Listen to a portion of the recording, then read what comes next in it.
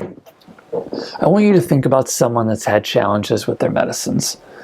Maybe you thought about a memorable patient.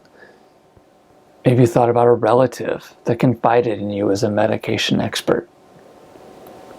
What were they worried about? What were they hoping you could offer? My guess is the person's medication difficulties went beyond the drug therapy problems we were taught in pharmacy school. Most people don't come to us saying, I think I'm having a drug-drug interaction. People say things like, I feel funny when I take this. Or the doctor prescribed this new drug, what do you think? Maybe they say nothing at all because we were too busy giving information. No DUR or automated warning can tell you how someone feels about their medicine or how someone's going to take it when they get home. Yes, people need information to take their medications safely, but it also gives us a sense of control. What if we flipped our focus from information giving to information exchange? I want to tell you about someone that I interviewed for a research study.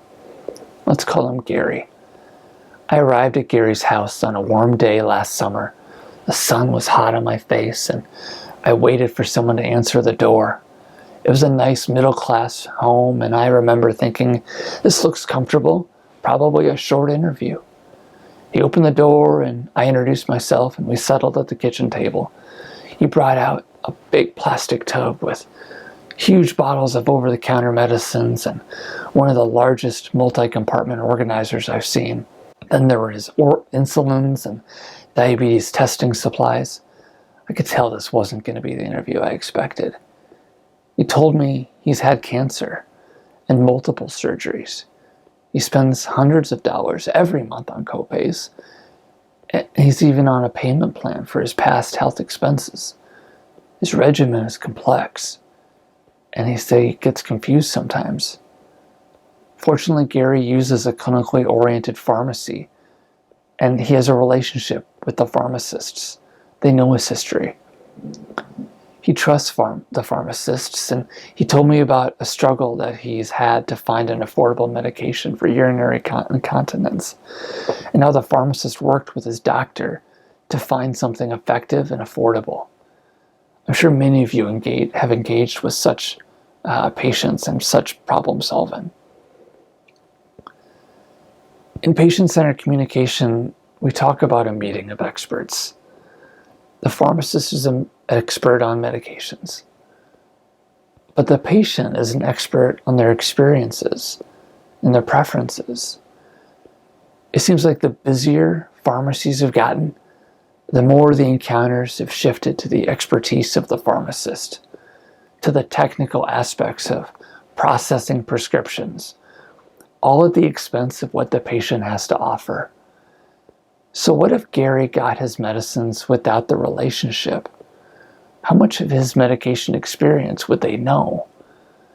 And would it be enough to resolve the issues that are important to Gary?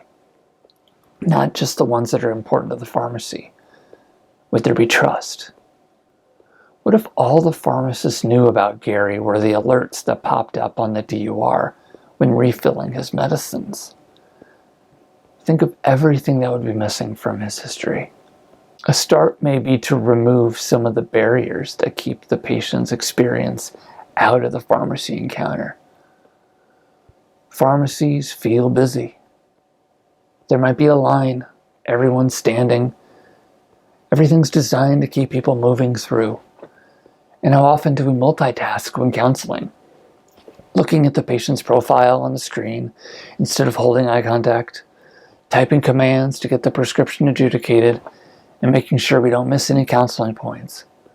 Take this with food, avoid antacids, see how this affects you before you drive. Sign here, any questions? It can be a whirlwind. I want to talk about any questions. There's a linguistic reason why any questions isn't really a question at all, but a cue that the interaction's closing. Let's demonstrate the problem with any. Say it with me. I don't have any bananas. I don't have any bananas. So here, any means none. Now let's try it the other way around. I have any bananas? I have any bananas?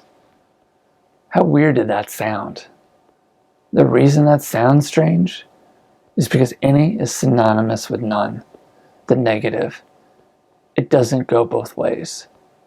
With all the busyness of pharmacies these days, I believe there are a few small steps that we can make to have a big difference. Taking a few moments to single task on getting the patient's perspective and really listening, giving eye contact, and actually inviting questions by saying, "What questions do you have?" These are small changes that can open up the door to hearing more from the patient and hopefully building a relationship. So someday when the patient does want to come and discuss something serious, like a change in their mood or a scary new diagnosis, they may be more likely to see us as a resource who's here to listen and advise, just like the person I had you visualize at the beginning. Now, in the coming years, clinical decision support is only going to get more sophisticated. The days of pharmacists making their impact from catching prescribing errors will fade away.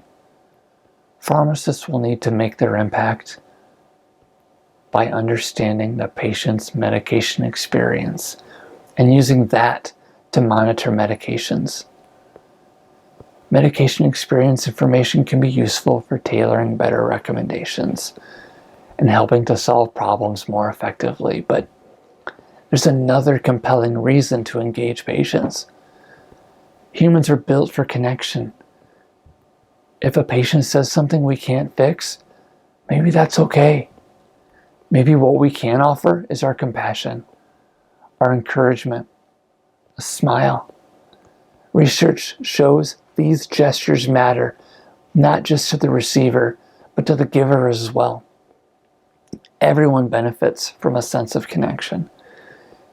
Now, people may argue this takes too much time and isn't reimbursable, but what medicine has found is you get better information and you build trust if you let people tell their story. You might find it makes encounters more enjoyable and fulfilling. It could even help with the burnout crisis that we're having across healthcare.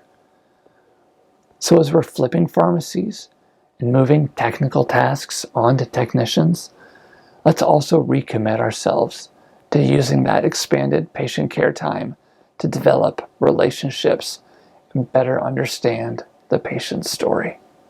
Thank you.